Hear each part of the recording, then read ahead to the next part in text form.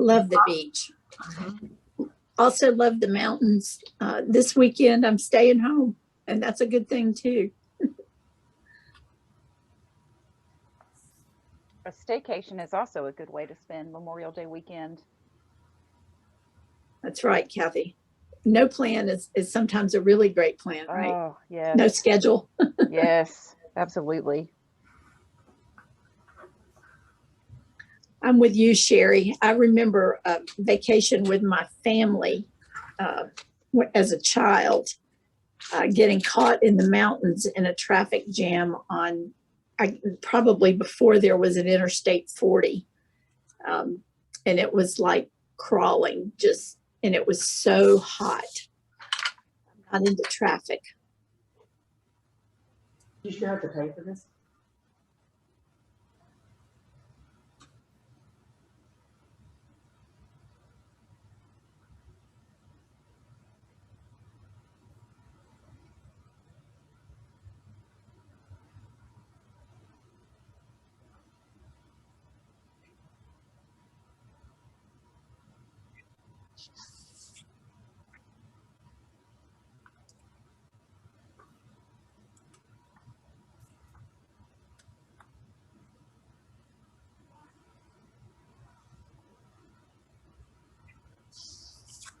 Welcome, Mindy. We're glad to have you today. We've got some folks that are participating in the chat. We've got a spark question about what is your favorite thing to do over Memorial Weekend?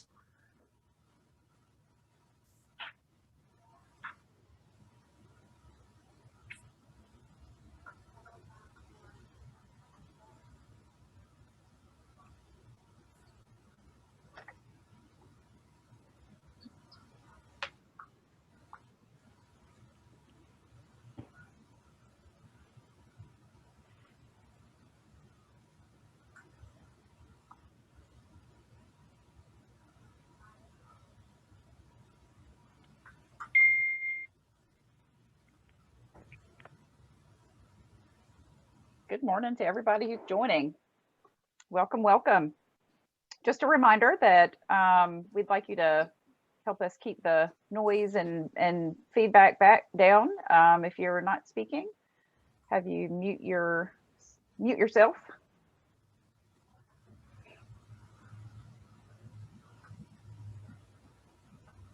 Glad to see everybody here.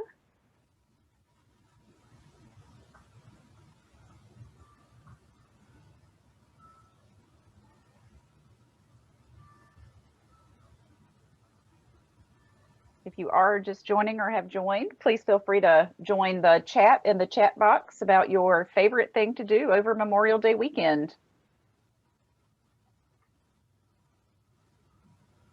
The beach is definitely a beloved option for many folks. Ah, yes, eating. Yes, yes. It's one of my favorite events on any weekend and weekday. So, Susan, I see you talking, but you're muted. Forget about that. Yeah. I'm always planning my next meal, that's for sure. Yes. Yep.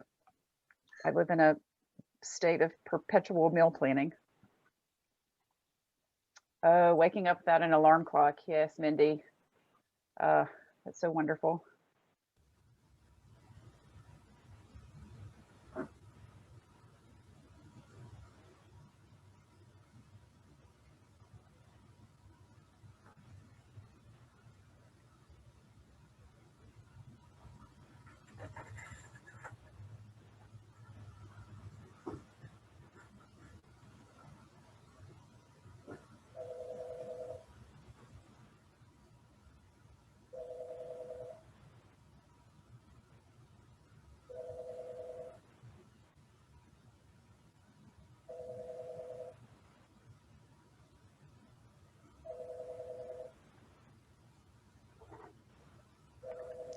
Angie, I agree. Relaxing is definitely one of the best things to do over Memorial Day weekend.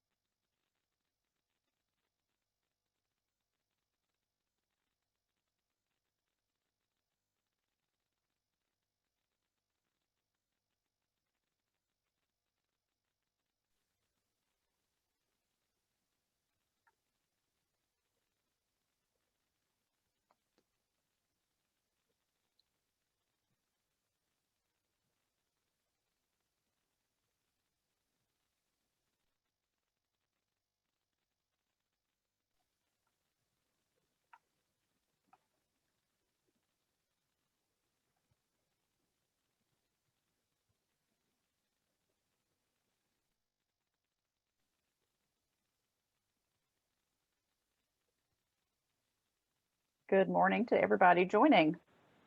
We will get started in a couple minutes. For now, take a bit of time to interact with us in our chat box about what your favorite thing is to do over Memorial Day weekend, which unbelievably is already upon us. It's hard to believe that it's already the end of May.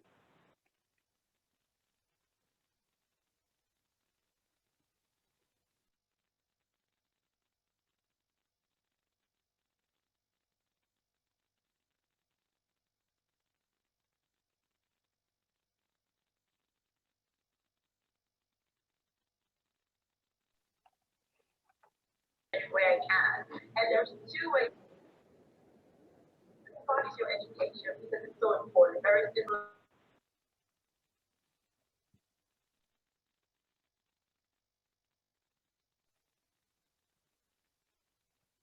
It looks like we are all prepared to have some time this Memorial Day weekend with friends and outside and at water or in the mountains, and many of us will be eating lots of food.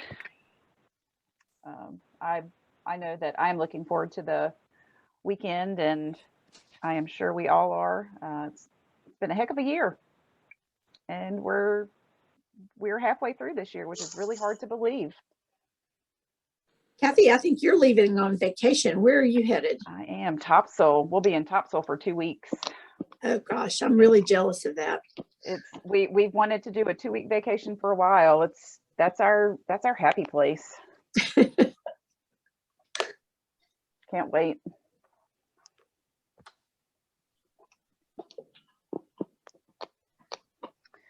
Well, good morning, everybody.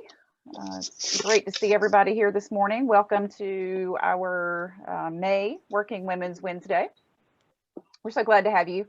Thank you for taking some time to be with us this month and this day. My name is Kathy Lavoie. I am the chair of the board of directors of the Women's Resource Center. Again, thank you for coming. I just muted myself as I was about to make the announcement for folks to mute themselves. If you would go ahead and mute your microphone to prevent any feedback and noise and that kind of thing. If we notice during the time that you have accidentally become unmuted, we may have to mute you for you. But if everybody wouldn't mind going ahead and doing that, it really does help with the sound. Just want to mention that this event is being recorded. You all should have gotten a notification as you joined the room that we are being recorded. We've started recording these for purposes of being able to share them later. We have some really good stuff and really good speakers, and want to be able to utilize and share that with other folks who weren't able to be on the events. Just again, a reminder that this is recorded. Want to recognize any, if any, elected officials. I don't think anybody's on here, but just want to give you a second to speak up. All right, and we will jump right to our sponsors.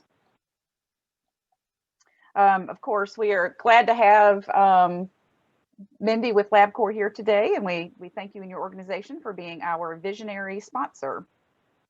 Doesn't look like there are any announcements from Labcorp. We look forward to hearing from Mindy as our speaker in a bit. Our sustaining sponsors, Walmart Supply Chain and Impact Elements. Doesn't look like either of those organizations have any announcements for us. Moving on to our supporting sponsor, Glen Raven. We thank you all for your sponsorship of our organization. You make it possible for us to do what we do. Our major sponsors, Elon University, Alamance Chamber of Commerce, and I think there may be an announcement from that organization.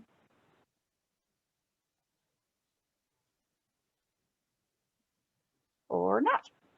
Proponent Federal Credit Union,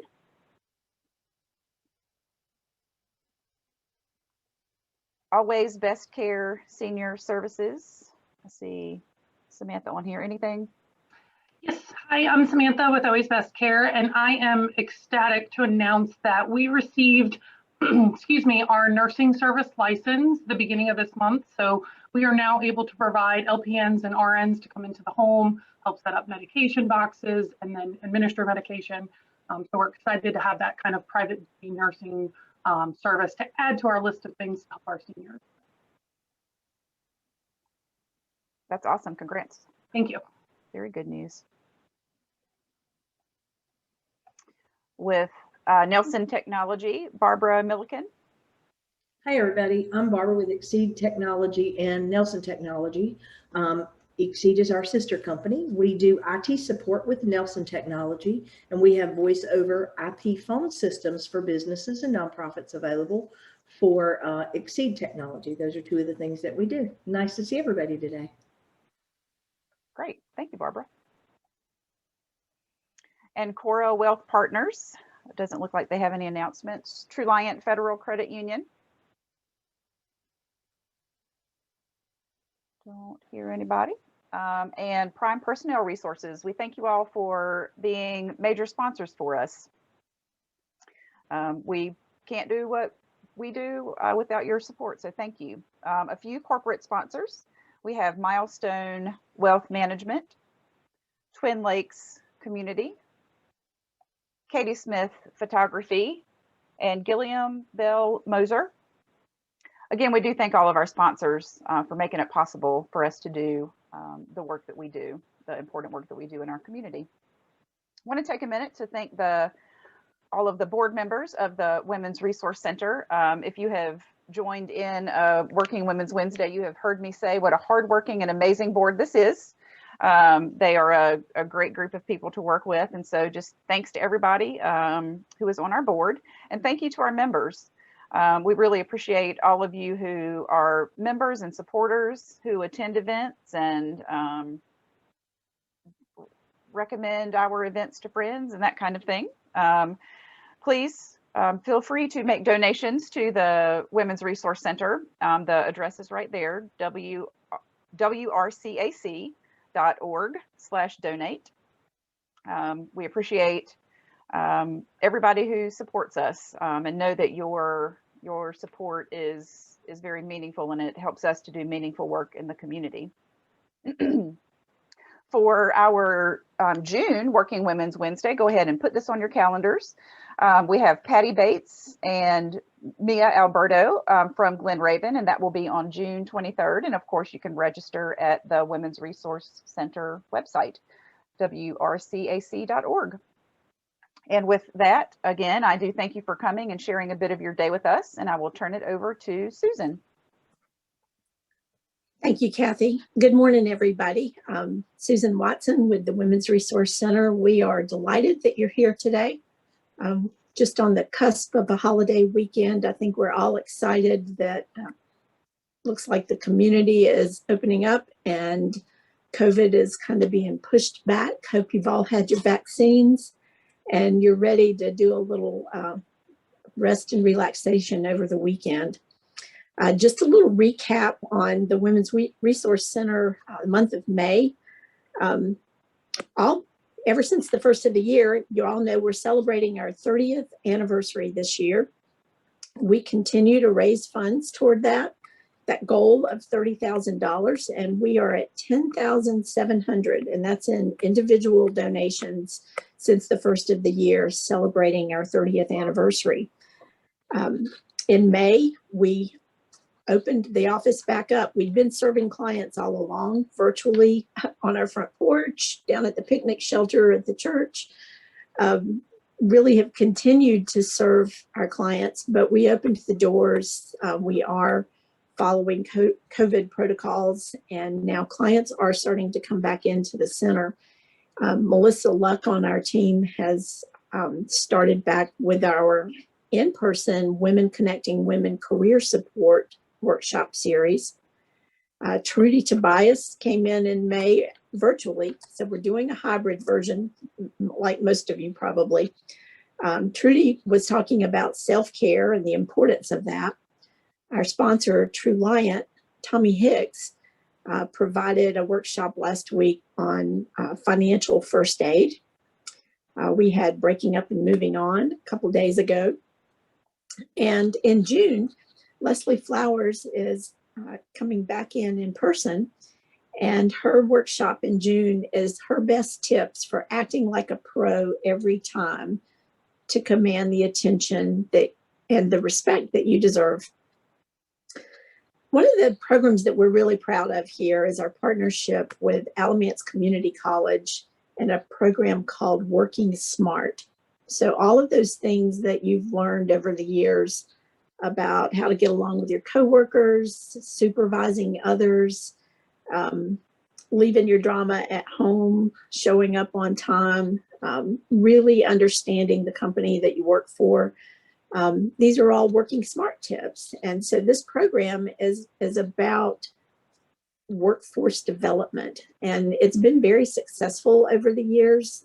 We've had some low attendance, quite honestly, over the last few months because of COVID. David Grinstead with ACC is coming back into the center next month to conduct this 8-part series. And we've had great success with it over the years with our clients and also with local supervisors from companies just like the ones that you are working with. Supervisors are finding that it's a very helpful program to help them deal with the every day-to-day things that come up as you're supervising others.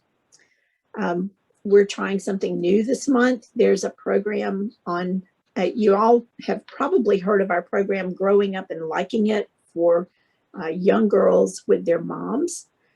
We run it usually once a year. This year, in June, on a Sunday afternoon, Dr. Diane Duffy is going to be working with our own Melissa Luck, and they're presenting a program for that next age, 15 to 17-year-olds, and it's okay to talk about it. Yeah, it's that word sex, and talking about personal boundaries, setting boundaries. Dr. Duffy is a pediatrician, and they've worked on this. It's for girls and their moms. So we hope that you will check out our website, look at our Facebook page, and if you know moms that have daughters that age, this is a great time to sign up for that. Trudy Tobias is coming back to talk about decision making, and then there will also be Breaking Up and Moving On.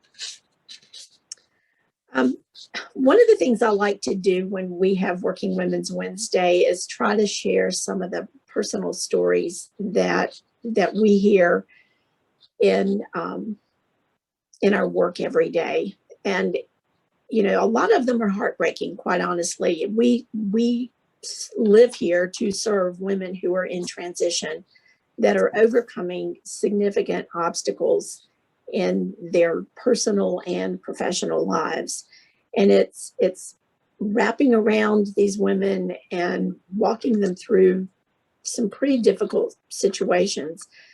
We do a lot of coaching and mentoring, a lot of listening, resource counseling, but sometimes it's one step forward and 3 steps back. And some of you may have had your own personal situations like that through the years. I know I have. I have received an email in May from a client that I met in 2014 when I first started as the director for the Women's Resource Center. And her story was really pretty incredible. It was gut-wrenching. There was just no other word for it. This lady was, I think, 49 at the time that she came in. I think I watched her turn 50. She had 1 or 2 children of her own, but she was also trying to get custody of her grandchildren. And through a really horrific time period in their family's life, she needed to step into that role and take on the parenting of 2 little tiny toddlers. She's a wonderful lady. She had high school education. She had a little bit of college that she didn't finish. some great skills on her own, but really had gotten beaten up by life and a little rough around the edges. Great sense of humor, warm, loving person, but just one step forward, 3 steps back for their family. They had some tragedy. Her husband had a significant health related issue during all this time. And the Women's Resource Center obviously provided access to some local resources in the community for her. They were receiving some government assistance. Children were getting, reduced meals at lunch at school. They, I think during the time we worked with them, Christmas Cheer provided Christmas a few years for their children. Their Salvation Army, I think, provided some clothing, possibly some food, just normal local resources and the agencies that are community partners wrapping around her. I watched her set goals. I watched her really try to follow through. She was one of those people, we see a lot of women that come in and they are kind of, we call it one and done. They come in for one appointment, they get the resources they need, and we don't see them again. Sometimes they cycle back, another year or two goes by. But sometimes, occasionally, somebody's really, really coachable. And those are the ones that really stick out in our minds, and they just kind of become a part of the fabric of the Women's Resource Center and our work here. And this particular lady is one of those. And every once in a while, she moved out of the community. She moved back to the community. Her husband passed away during this time. And I watched her grieve his passing while she's still raising grandchildren. But I thought I would share with you a few words from her email today, because it just gives you a little bit of the tip of what's possible for women when they have the support of a community like Alamance County. She says, I hope this message finds you well. I wanted to wish you a happy belated Mother's Day and hope things are going well for you in your neck of the woods. As for me, I turned 56 on Mother's Day. My 3 grandchildren made me birthday and Mother's Day cards, a new reminder of how truly blessed that I am. I'm still plugging away at school. During this time, Sue went back to school, to college. So she's raising grandchildren and she's in college part-time. Slowly but surely getting close to a possible graduation, maybe next spring. I have, I think, 85% or about 45 credits earned so far. Things are going well with my esophageal atresia efforts. That's the medical condition that her husband had.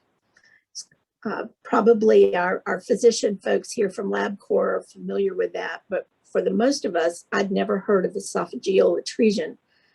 It's horrific.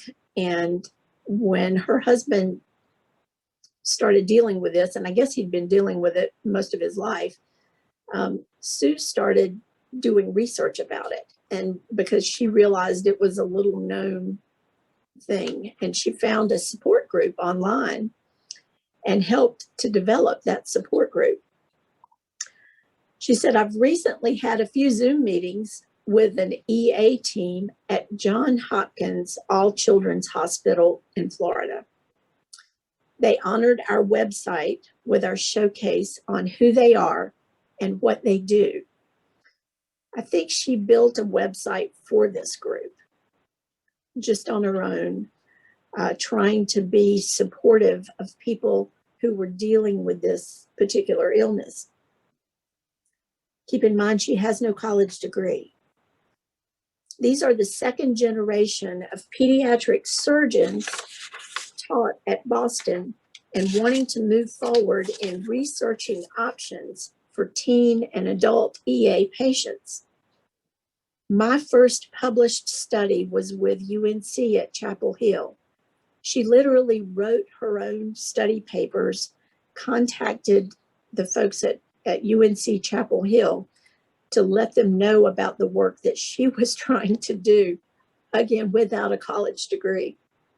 The second study I worked with was and is still ongoing with Columbia University's CARE study data of DNA from parents and children with EA to dig deeper into genetic research on exomes beyond and within the chromosomes as to how genes turn off and on, how organ systems grow, and the possibility of preventing genetic defects before they happen in utero. I am still so amazed and blown away when I email a doctor and he texts me back in minutes and believes in what I believe in and wants to help.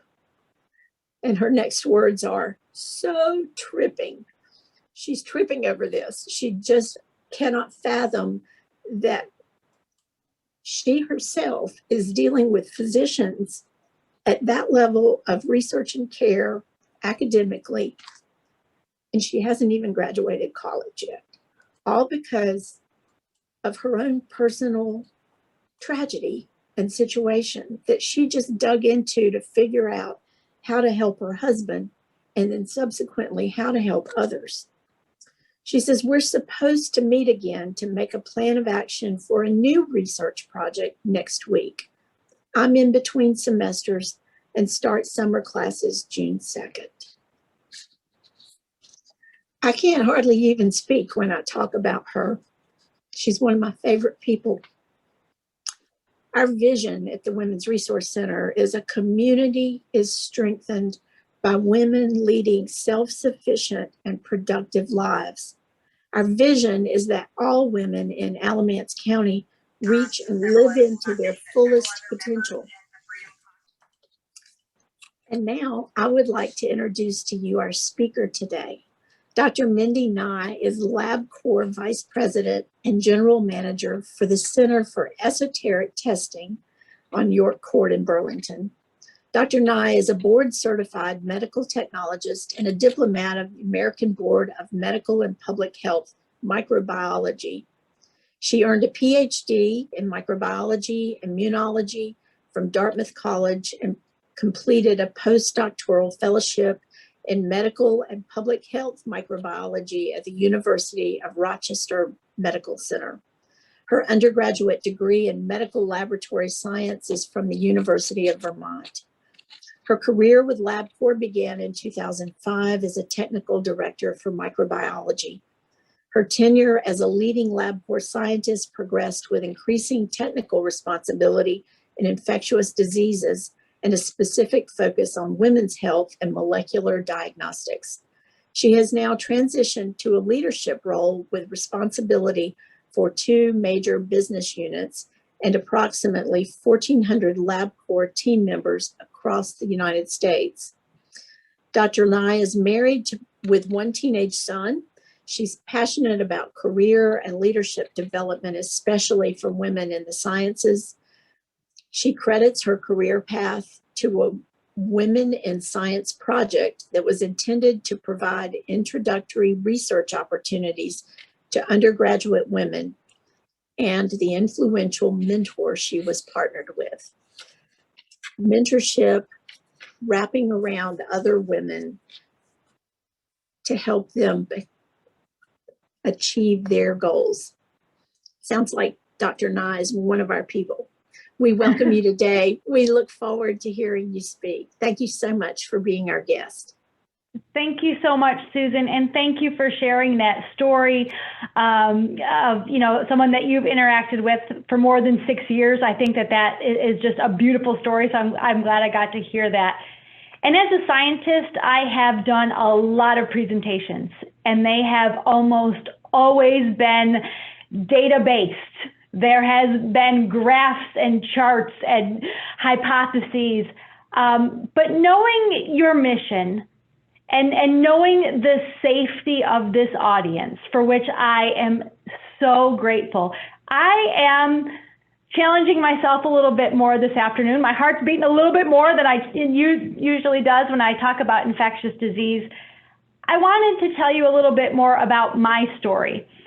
And I have been playing a larger role as a mentor in the past couple of years. And that's required me to be more reflective. I sort of hit the middle age piece of my life too. I think there's an element of that that makes you think about how you got to where you got. The pandemic has been isolating, so you think a little bit more about how'd you get here and what will you change when you can reemerge or get back into the world. Certainly my days at Labcorp have not been boring over the pandemic, but there is that social element. And then finally, I have a 14-year-old son, right? And people are starting to ask him, or he's starting to ask himself, that ridiculous question to ask a teenager: what do you want to do when you grow up? And I have reflected about that a lot. So this is not a talk I've given before. I'm going to tell you a little bit about myself, be vulnerable with you. I did add a little bit of science just so that no one was disappointed. But I have to be honest, microbiologists in general are not people you want to eat lunch with. And I know some people are off camera and they are eating their lunch. So I am very tame. If you want to contact me, I've got many more gory stories from the field of microbiology. But I wanted to add a little bit, but I don't want to scare anyone in their digestion as they get through right here, the middle of the week. So I'm going to attempt to share my screen and see if we can get this going. All right. Susan, can you give me a thumbs up if you can see my... Hopefully that's the hardest part, right? That transition of technology. Okay, so I do invite any follow-up at my email address. It is my work address, but there is no work-life balance in 2021, and that's my personal cell phone. And I thank you all for the gift of time, because as a working woman, I sincerely feel that my, most precious resource is time. So I do appreciate spending this lunchtime with you. And I've given you a little background about how I've been reflective and introduce you to my life and the vulnerability that is. Hopefully a little bit of, poking fun at myself along the way too. So I am a small town girl. I grew up in Canandaigua, New York, which is a really small town in Western New York, just south of Rochester. So I'm not a native Southerner. I was first child of 3, but my brothers have a much, much better birth story. In the late 70s, ultrasounds were not routine part of pregnancy care. So my parents thought that they were going to welcome a brother or sister for me, and what we ended up with was an immediate extra child, that unanticipated twin boys who are 2 years younger than me. I don't know if any of you, have twins in your family or are friends with, but they are a spectacle, and boy, do people love the twin stories. And my twin story is, the one who happened to be born second, who is there on the left, he got to poke a lot of fun that no one even saw him coming, right? So my brothers and I, sort of grew up in the late 70s and through the 80s, a very stereotypical kind of childhood. I was technically born before Mork and Mindy ever aired, but I don't remember those days.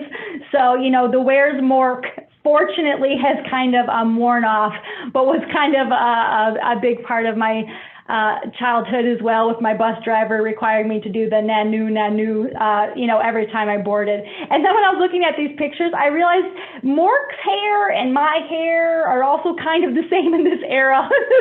So, maybe we had a little more, in common. So as a child, I mean, I really had some unscheduled time, which now looking back at is quite a precious commodity. And I spent a ton of time in our town's library and also in a neighborhood park. I think that from about the time I was about 9 or 10, I was allowed to, you know, bike to this neighborhood park and meet my friends there. But that was a very unscheduled time and something that I don't think that a lot of children, you know, have here in 2020. So I had the freedom of the library and the neighborhood park, but otherwise I was, you know, very, you know, just a part of this very small community and a relatively small family. But I was the textbook overachieving student who really was able to stand out by playing by all of the rules that were prescribed by society, really. You know, I was a good student, but in my first quarter of freshman year, my friends were the daughters of the principal. So I found this out in the first quarter that after Q1 of freshman year, I was ranked first in my class. And I'm going to tell you, I had a lot of external pressure to keep that up. That is not like a normal time frame to start measuring yourself. But I think, you know, that became a very strong goal of mine to, you know, stay at that head of that class. I've not had I don't think of myself as a creative or a creator, but I did, you know, perform through dance and choir. And in hindsight, when I'm, you know, mentoring folks, you know, realized that I got a lot of confidence, you know, from again, following the rules and practice and that whole mentality of practice makes perfect. And then, you know, you get the tutu and you do it for your grandparents and there's pictures and flowers and all those kind of things, right? When I was in high school, I also really started participating with my church whenever they needed someone to come read during the service. I became the, you know, sort of go-to person. And that's before we could, you know, do those online signups and those kind of things. I think they just called my home and said, all right, can you come do this? And I have to say, I think that also really gave me a lot of comfort speaking in front of an audience, but also saying and managing through words that you don't really know, and you're not really sure if anyone in the audience quite knows how to say that either. And that came in handy as a microbiologist with all the genus and species names that you just kind of have to power through. And I also worked as a lifeguard. So I did a lot of sort of solitary things. A lot of these are, you know, things you can practice yourself or roles that you have for yourself. But I do, in hindsight, think that it was, you know, not part of a great architecture or plan that I had for myself or that my family had for me, but was an area where I felt safe and could excel. And I see that some of these opportunities that I had as a, you know, pretty young girl really have helped informed my future. So I just loved school, and I think that's because reading was really easy and fun for me. I don't specifically remember learning to read, but I do know what an important piece of, you know, sort of my life that has been, and that's my son when he was 7, just a picture I had of him reading. And if there's anything I have done right as a mother, and with the challenge of as a working mother, I will give myself the credit of really instilling in him, you know, a love of reading, and that being really a default activity for him. And I think, you know, I think his future is brighter, you know, because of that. So, you know, I really loved school, I think, because there was a structure, the expectation of the right answer, and the due dates and the predetermined context, and what's next is known. And that pivots a lot with my career as a scientist, but I did really appreciate and value that piece of, you know, sort of playing by the rules. I alluded already to this question. What do you want to be when you grow up? And you know, I mentioned I had this small family in this small town, and I did not have I had opportunities, but I didn't have a lot of exposure in hindsight. But who I wanted to be was Angela Bauer from Who's the Boss? I don't know if anyone remembers that show, but Angela Bauer was the woman for me, the career woman, who in some ways took some hits. I don't remember what happened to her husband or why she needed to hire Tony Maselli to be her housekeeper slash,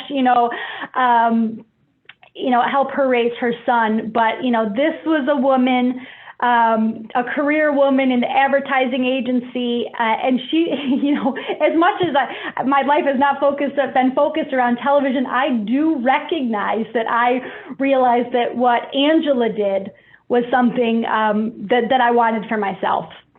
I had a cousin named Donna who was about 12 years older than me, so we never really, played together. But she was the first person that I knew who moved away to college. That's male or female, and it wasn't necessarily the first in my family, but she was the first person that I had a relationship with who left. And in hindsight, I realized she only went about 25 minutes away. But it felt like a very big deal for me to watch someone, move to college, and then based on the man she fell in love with in his military career. She ended up marrying and going to Europe. And I know that was great for her and for her life. But I sort of missed out on that continuing mentorship, that age gap and the lack of technology, sort of in the late 80s there, became an impediment, for me to continue following her. But I do really credit her as sort of opening, that door or that opportunity for me. So you take a small town girl who likes to read and likes science, and is to a degree a people pleaser, plays by the rules, and the advice that you get, at least in my life, was that I should be a doctor. And everyone who said that to me meant a medical doctor. And there's another part of my story that I haven't shared yet, and that's that my mother was diagnosed with breast cancer when I was 12 and she was 35 years old. I think her care was adequate. I don't think we asked a lot of questions as a family, but she ended up passing away when she was 40 and I was 16. And what all these really well-intentioned people meant was you're strong, you can live through this, go help others, and some went so far as to cure that cancer that your mother suffered from. And I, for the first time, felt so strongly that doing what others thought I should do was not right for me, because I truly knew that the interpersonal piece of that was not something my little 16-year-old heart or 20-year-old heart, was necessarily capable of. And I really struggled with sort of adult authority for a little while there, because I couldn't do what they wanted me to do, or what they thought that I was well suited for, that God put me on this earth for. So I had to find, something else to excel, a little bit to show them that I was right, but also to validate for myself that I wasn't being overly emotional teenage girl who was, passing up on an opportunity to do big things and to help other people. So that led me in the pre-internet era to understand clinical laboratory medicine and research as an alternate kind of doctor and as an alternate way to impact patient care.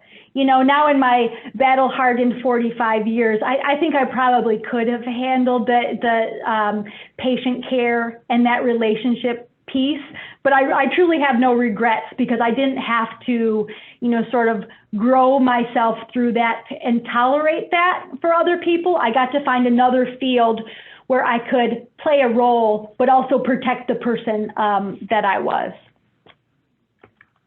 So I became, in my phase 2, kind of looking back, the girl in the lab. Now I left, my small town and went to the not booming metropolis of Burlington, Vermont.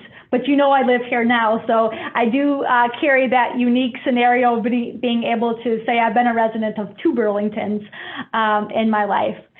So I went to the University of Vermont, which had a medical technology major, which was coursework in diagnostic medicine.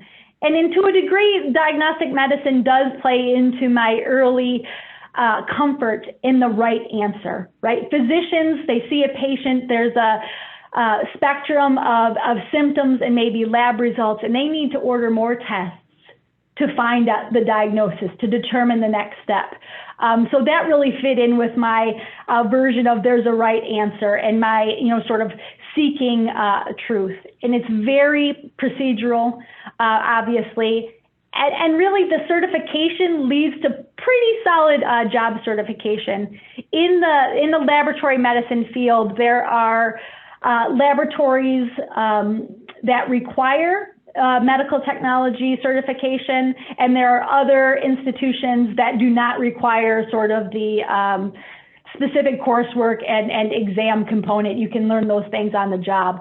So because medical technology had aging workforce at the time, and which is still true, by the way, and a relatively small enrollment. This was again not a risky part. I could work in the lab and be a medical technologist.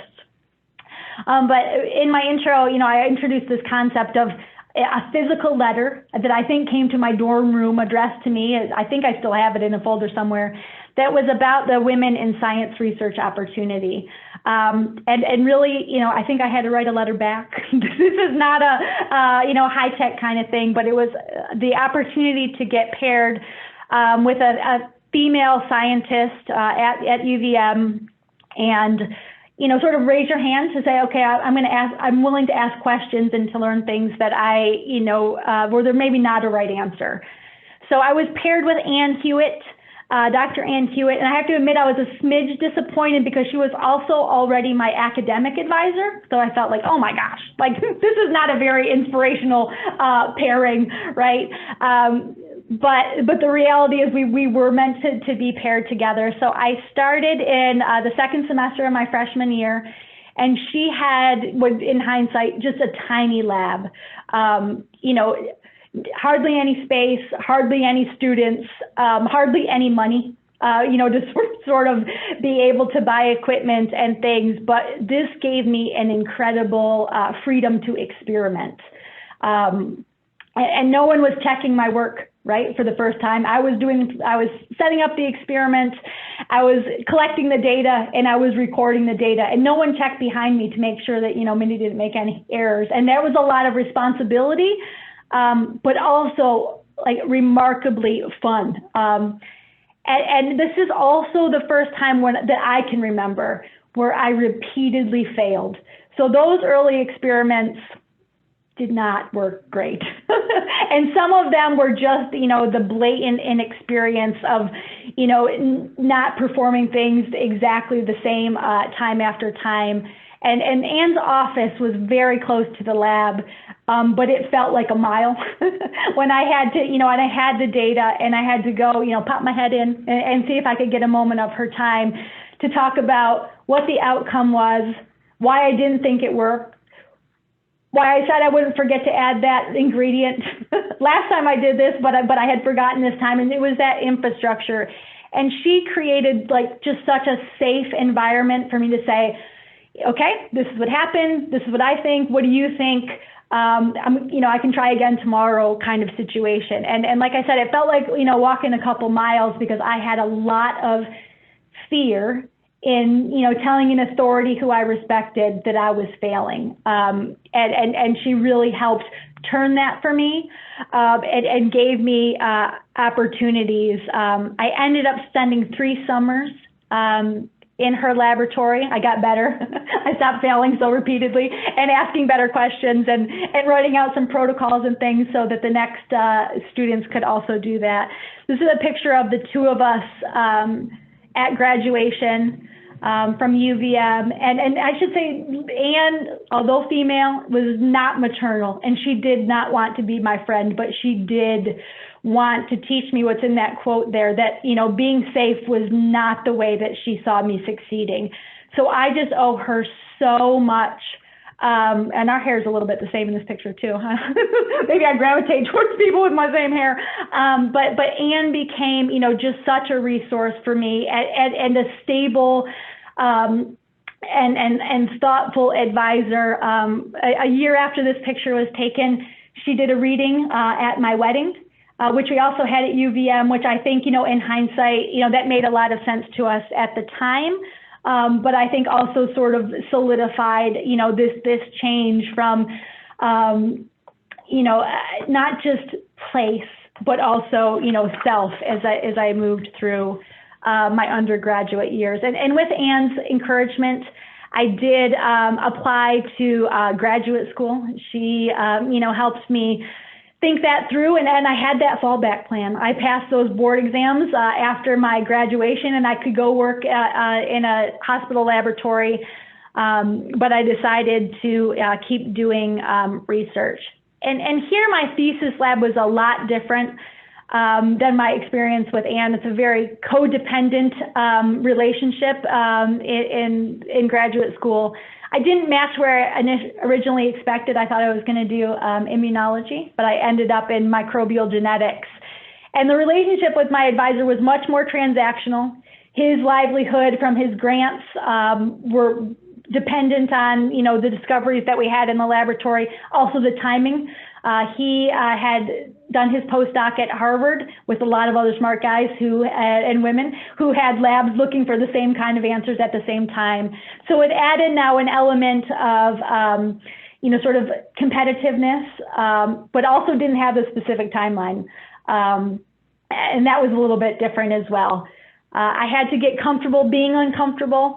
I know that practicing my initial talks to my advisor, Dr. Taylor, the first few slides have got to be about the basis of my project was his project. And I really struggled talking to him about his own discoveries. And I think that is really helped stretch me. Plus we worked on cholera, so we had to talk about diarrhea, and then you got to get comfortable being uncomfortable, especially in front of your peer group as well. But there was also an enormous teaching component that I didn't recognize at the time as being of value, since I did not, obviously go into academia.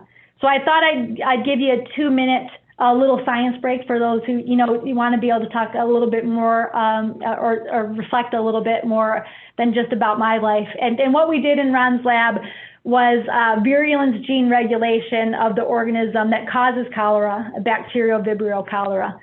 And being a single cell bacteria out in the brackish waters, usually in warm climates, is not a super easy life. You got one cell and you are dependent on your own survival. There's no women's group to reach out for assistance when you need it. So you really need to conserve your energy.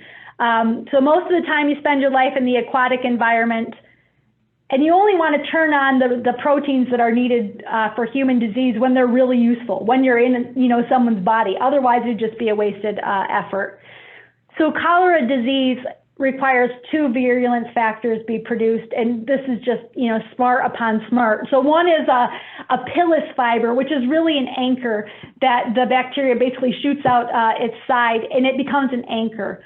So that once the organism is in the human intestine, it can anchor to the side of the intestine. And the second is the toxin, which basically, for a lunchtime conversation, causes the impact that gets you flushed right back out into the watery environment. So this was known that the pilus and the toxin, weren't on when they were in the ocean. And we knew from Ron's research what proteins were required to turn on those genes. But my project was really looking at, and we could do that in the lab by changing the temperature and changing the pH and changing the density. Because again, a Vibrio cholera organism doesn't want to bother to cause disease in a human if she's just one in there, because basically the immune system is going to be able to overpower that. Now, if she's got a whole quorum, now she's got the power that she needs to make the impact. So we knew what turned the genes on, and we could rationalize why that was conservation of energy. But what we didn't know until I started to work on it is not only were the genes needing to be turned actively on, they needed to be turned on because the bacteria was actively turning them off the rest of the time. So it was like a double level of control. And you know, that was a lot of experiments. We haven't cured cholera yet. There's no vaccine, but it was a really interesting project for me at a time when microbial genetics was really still not, you know, utilizing technology all that much. And also sort of fits with my control of environment. Not only have I tried to control my own life, my thesis project was about the virulence gene regulation of a bacteria. So after 5 years at Dartmouth, I really needed a career path. I feared some of that academic instability of a tenure track position, and I didn't have a project that inspired me for, you know, another 30 to 40 years of real scholarship. So after 4 years at UVM and 5 years at Dartmouth, I needed another 2 years to pull this all together into the background that I needed for a real career as a clinical laboratory director. So I went back home almost to Rochester, New York after 9 years in New England, and spent time in the microbiology lab at the University of Rochester Medical Center, where now again I was a little bit more broad than the research. There, I was back to the expectation of the right answer, and also within the clinical microbiology discipline. So that led me to my real job here in Burlington, North Carolina. The first time I really had a job that was not part of my academic scholarship. You know, finished my formal education and postdoc at age 29, was a little bit back to the, what do you want to be when you grow up, which is almost a little late to be putting that all together. But then, you know, again, sort of pre-LinkedIn and other technologies, was on a microbiology listserv and got an email posting about a job at Labcorp in Burlington, North Carolina, state I've never been to, and also a new role for the company. I had a very aggressive 3-day interview. I mean, literally, I was in here on Wednesday night watching specimens arrive. I was back in the lab on Thursday, meeting people and looking at processes, and half a day on Friday. But I didn't want to leave, even after that amount of time. And it wasn't just because, you know, I needed gainful employment. As I was walking out to the parking lot after those, you know, 2.5 days, I thought I heard someone call my name. And I turned around and was so excited. I was like, oh, they want me back in. Didn't actually happen, by the way. Those were voices in my head or whatever, but what a telling scenario that even after that amount of time, and it was, you know, a bit stressful. It wasn't like we were having a party in the lab, you know, really just showed me that this was the place I was meant to be. And next week I'll have been here at Labcorp for 17 years. So what does a laboratory technical director do? So these are subject matter experts in clinical medical disciplines. So basically, the lab technical director directs the current state diagnostic testing and really helps participate in future state development. You know, what tests do we not offer that we should? What is coming down from manufacturers? What new equipment, automation, and frankly, from laboratories like Labcorp, competition do we have to continue the excellence in patient care? So in this role, you know, I was in clinical microbiology, but also obviously we have a broad range of clinical disciplines. But a technical director oversees the test performance reporting and the quality monitoring of patient specimens, directs the technical validation of new test instruments and reagents. That's that future focus piece. Troubleshoots technical problems. That's the not fun part, but probably the part that you're really getting paid for, to fix the problems that you didn't see coming but happened anyway. There's that regulatory compliance piece that is so, you know, important in this industry, and also provides the clinical consultations. And that's the part between my postdoc and then in my initial roles at Labcorp that I got to know those patient stories, right? Talk with the physicians.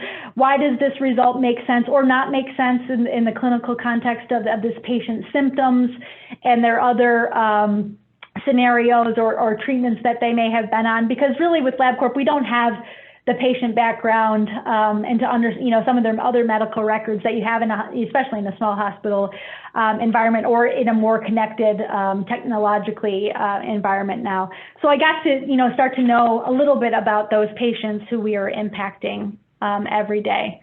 I feel very fortunate that for me, molecular microbiology was the right place at the right time. When I started in 2005, here in the laboratory in Burlington, we offered 4 molecular microbiology tests. As of today, we have molecular tests for more than 90 microorganisms. And some of that's because of consolidation, and some of that's because of development, here at our laboratory, and some of that's, because of new pathogens like 2020 so much taught us about SARS-CoV-2.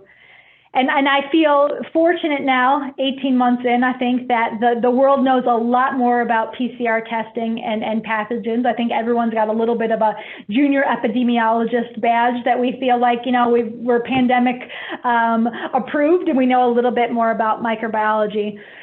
But over this intervening period of my career, the things that have allowed this expansion and the improvement are automation and technology.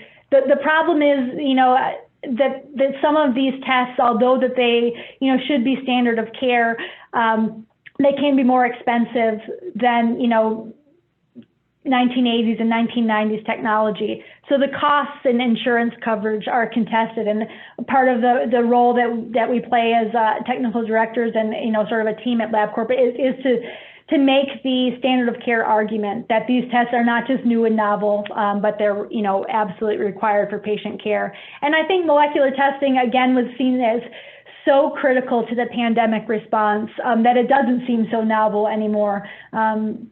So I think that should be good for diagnostics. But this is the hard work of a really big team. When I started in 2005, we were about 13 people in the molecular microbiology area, and we only work 5 days a week, the laboratory. Now we're about 300 people. That includes all those COVID hires here. This is just the Burlington lab for molecular microbiology, and there's not an hour of the day that we don't work. Got another short sequence because again, I figured you're all pandemicked out. We've heard enough about COVID-19, but a little bit again about the role of science in the diagnostics and why I think there's so much more promise in this field. I feel like I was in it at the perfect time, but I feel like there's probably always a perfect time, for that person who wants to pursue a career. So Trichomonas vaginalis, I won't get into it too much. It is a sexually transmitted infection. Where when a patient presents and is symptomatic, you collect a sample and the physician looks immediately on the microscope in the unstained specimen for something moving, because Trichomonas vaginalis is motile. It's got a polar flagella. But the reality is that heat that comes from the microscope lamp kills that organism pretty quickly after it's collected, so it stops moving. Therefore, the test lacks sensitivity. So first of all, you have to get lucky enough to get that mobile organism on the swab to begin with, and then you've got to get it to the microscope, and then you've got to lucky to see it move before it stops dying, and that is just not what women or otherwise really deserve in 21st century medicine. Asymptomatic diagnosis might even be even worse. Incidental finding on a pap smear. So the pap smears are used to find early indications of cervical cancer. But if that organism just happens to be co-collected and stained, then the person who's looking at that smear can see it and realize that this parasite, it shouldn't be there. But in about 2008, together with a manufacturer who was thinking about launching this test, we started here at Labcorp to use a molecular test to detect the organism directly. Now, more of what you're aware of with SARS-CoV-2, right? Don't test the symptoms, look for the organism, look for the virus, look for the parasite. So this is super interesting and just, my favorite parasite, which only microbiologists have a list of these things. So, the molecular diagnosis increases the accuracy by finding more positives. But another piece, again, if you don't want to think too much about STDs over your lunch, is what technology does to the clinical paradigm. So you've probably heard of chlamydia and gonorrhea and associate those with as STDs that the public health system follows. And we generally see the highest positivity rates of sexually transmitted diseases in the younger women. And this is usually based on the number of partners that people have, sort of throughout their life. So we think of STDs as being sort of young women's infections, right? And they get diagnosed adequately and they get treated and things.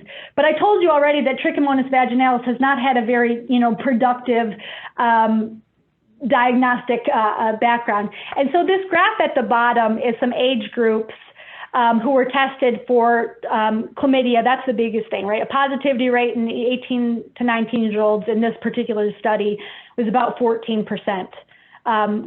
And both chlamydia and gonorrhea decreased over time. But when we finally had a good test for Trichomonas vaginalis, you can see that the highest positivity rate was in women 40 plus. And this really challenged people to figure out where were these women getting this, infection now. This destroyed the social implications of what we decided was correct. And the reality is these women have had an asymptomatic infection since they were 18 years old. So the industry had a lot of validation and say, nope, this is not a false positive. This is not incorrect. It hasn't caused a lot of these women any symptoms. They're coexisting, but the reality is the very treatment that we can, provide these women to cure this infection so that there's no long-term sequelae. So that's just, a short little piece about, it's not just the technology. It's not just the being right in the lab. It's the reality of the misdiagnosis or the things that we didn't know to test for because we didn't have a way to test. So, and I'm going to wrap up now sort of talking about the here and now. In 2020, January 6th, actually, of 2020, I took a new leadership role at the Center for Esoteric Testing here in Burlington, and it was not supposed to be microbiology focused. This is where I'm getting broad again, and not about me knowing the right answer, but about knowing the right question and the developing of the team. But the pandemic had other ideas, and everybody became a microbiologist, and that you probably know about the huge impact that Labcorp has had on the pandemic response with the development and deployment of a new test. We're about 42 million now in PCR tests since we launched in early March, and it was just an incredibly dynamic environment with public health and demand and the context of all the other problems. While the world was going to work from home, we needed to hire hundreds of people to come into the lab to do those tests. And I am just infinitely proud of the way that Labcorp and really the whole medical establishment in the US and beyond responded. So in my phase ahead, and what I try to talk to folks about is this Maya Angelou quote about success is liking yourself, liking what you do, and liking how you do it. And I did not know that when I was, 17 or 18. I think I knew I was not going to like being in that direct patient care environment. But, when I was putting this together, I feel like kind of glossed over some of the really hard times, but the reality is in that top quote, right? That they were really, in hindsight, the obstacles were my opportunities. And then I think that's a lot of what you do in your organization, to acknowledge that this is hard, but it can get better, and you can be better. And that's why I love your mission so much. I also fondly think that no one ever hurt their eyesight by looking on the bright side. And even in spite of very terrifically difficult things that there's some good that comes out of it. Maybe not today. Everyone's entitled to their really, really, really bad day. But things, things look up. So thank you for letting me reflect on my own journey and the challenges. I'm in that phase again of asking good questions of my team, developing a team, and to really, sort of show up for the patients that we serve. And I think that I'm a proud mother and wife, and all of this has, sort of been for them. But also, I just respect so much of what you all do as sort of these working women too, and the stories and the accomplishments that you have, because sometimes raising Owen is enough. It is a whole job in and of itself. So I feel a little bad I don't have a girl, to help develop through some of these things. I do have two nieces, one's 5 and one's 7, and they have a very feisty aunt who, helps them, see a future for themselves. And the reality is they're growing up in this era when, they already think they can do anything. So that's my story. I'd have you take any questions. And again, I really appreciate your time. It's one of your most guarded possessions. Thank you so much, Dr. Nye. This was quite inspirational, and I learned a lot. I won't tell you what my grade was in college microbiology. We won't even go there at all. It was not my skill set. We would love to take questions from the audience. If any of you have questions, please turn on your microphone and or put something in the chat. Feel free to jump in. Anybody have questions that you'd like to ask? We've got a question from Ruth Keister. Where did you develop your leadership skills? Well, I'm going to say, I told you I had that extra brother. And there was some leadership needed and just kind of keeping our household going. I think my dad worked full time, my mother did not, but there was always kind of an extra kid to keep track of. And even though I was only 2 years older, I kind of rose to that challenge. And then Ruth, I think it was saying yes to some of those opportunities where I was very exposed. I was not a great dancer. I was not a great singer. I was also a diver, was really not that great at that. But those were, sort of standing up and sort of taking that challenge and then the feedback. So I think, between that and learning to have to say the hard things to Anne initially. I really felt terrible going to tell her about my failed experiments. But not that long ago, I did have to expose a kind of large error in the laboratory to one of our senior executives, and probably had the same heart palpitations that I had going to see Anne. And he didn't. His initial question was not, how did you let this happen? Or, what are you going to do about it? He asked me, when did I know? And that in and of itself, I thought was very interesting. You're here telling me this now, but when did you know, Mindy? And that just, sort of gave me some feedback that it is about addressing things, but also, sort of being engaged enough to find the issue or the opportunity, because not all news is bad news, and then sort of escalate or remediate as possible. So I think I've just had a lot of life experience. I pick on myself about being from this tiny little town without a ton of opportunity, but I think there's probably experience if you just, kind of keep showing up and raising your hand and taking the microphone. That's excellent advice. Linda Stubblefield says she loved your quote, "The obstacles were my opportunities." That is a good mantra for all of us. I found so many nuggets myself. Jodine Schmieder says, seeing failures as opportunities again to learn and change, improve is a great and necessary leadership skill. I wrote down some things too. I put down, you said something about validating for yourself. You needed to validate these things. And when you were talking about the TV show, I happened to think about the Mary Tyler Moore Show. I've got some age on you, and she was probably one of my role models. Hadn't really given her much thought lately. Right. I wrote down, you said, I can try again tomorrow. Ask better questions, write out your protocols, have a fallback plan, get comfortable being uncomfortable. And your definition about perseverance, I really liked that a lot. Anybody else have questions or comments? I think the sort of analogy of the single-celled organism having a really hard time surviving by itself, I think that's a great metaphor for life and how we are interdependent and need others. And I thought that was a great analogy. Thank you. It's true.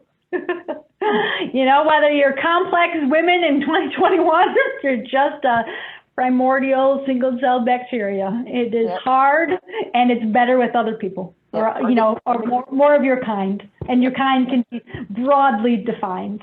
Yep. Yep. Hard to go it alone. Yep. All right, anybody else?